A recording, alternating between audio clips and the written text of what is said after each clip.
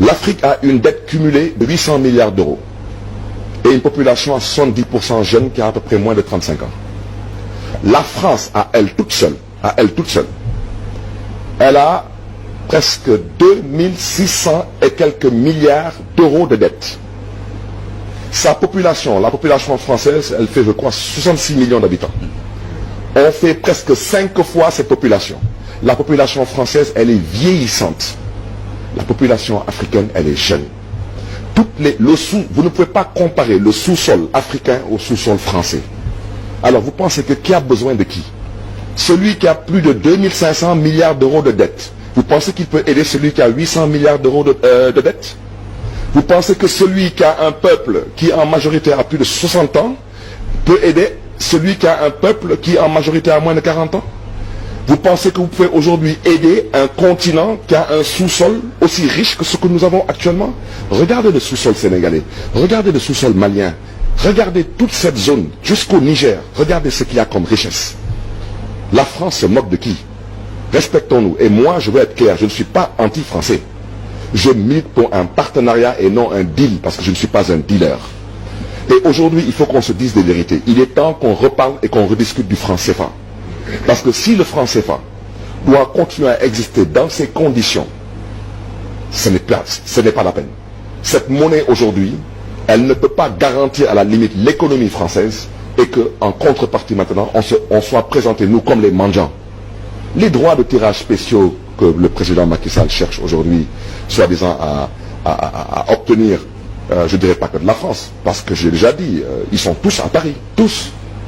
Mais vous pensez que les institutions de Bretton Woods, la Banque mondiale, le FMI, vous pensez qu'ils sont à Paris pour la France? Ou bien pour l'Italie? Ils sont à Paris pour nous. Alors pourquoi nous, on doit continuer à emprunter de l'argent et en mettant sur la table nos ressources premières? Au nom de quoi? C'est la raison pour laquelle je pense aujourd'hui qu'on aurait organisé un sommet entre la Chine et l'Afrique. J'aurais peut-être pensé que là, il y aura peut-être un potentiel de partenariat.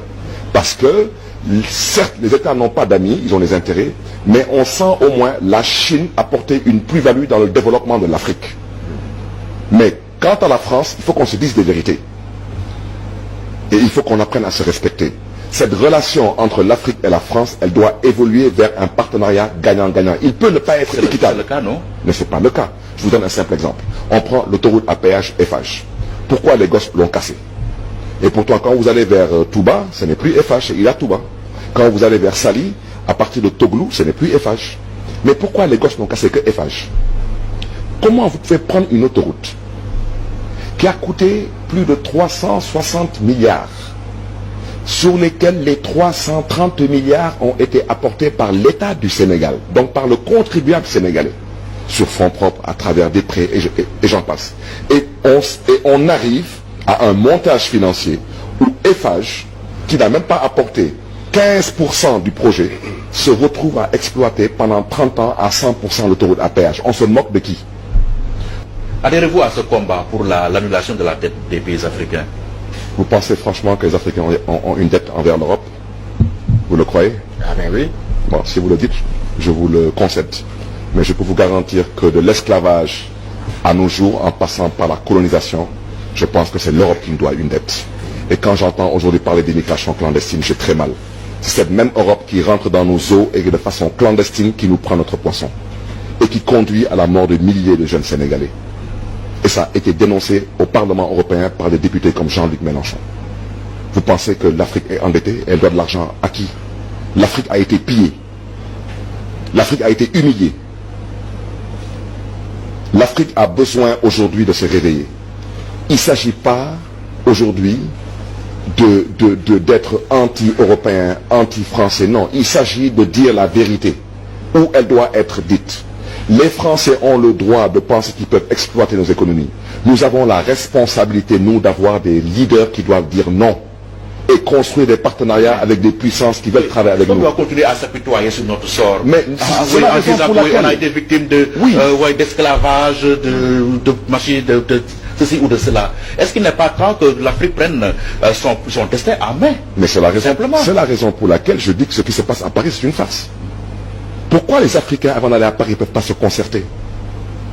Mais parce que d'abord, les 3/4 des dirigeants africains qui sont à Paris sont mal élus.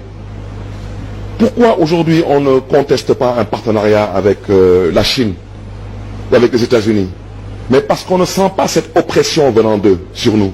Mais la Chine qui n'est pas un modèle de démocratie aussi. Oui, mais je vais vous dire une petite chose aujourd'hui, Pierre. Vous pensez franchement que la démocratie, elle est adaptée à tous les peuples? Vous le croyez-vous? Vous pensez que la démocratie est adaptée à nous? Je vous donne un exemple. Dans une démocratie, les homosexuels ont des droits. Je suis un démocrate. Je ne suis pas d'accord pour l'homosexualité au Sénégal. Parce qu'on doit respecter nos valeurs et notre culture. Aujourd'hui, moi, je suis parti en Chine. J'ai vécu une bonne partie de ma vie aux États-Unis. J'ai découvert que la Chine était plus développée que les États-Unis. Parce que peut-être la Chine, c'est le communisme qui marche pour elle. Vous pensez que Kadhafi, quand il était au pouvoir, moi, j'ai beaucoup voyagé à travers. Je n'ai jamais rencontré dans ma vie de Libyens. Jamais. Même pas étudiant. Mais parce que sous Kadhafi, il y avait des conditions qui permettaient aux Libyens de vivre dans leur pays. C'était peut-être pas une démocratie, mais ils étaient à l'aise dans ce qu'ils étaient.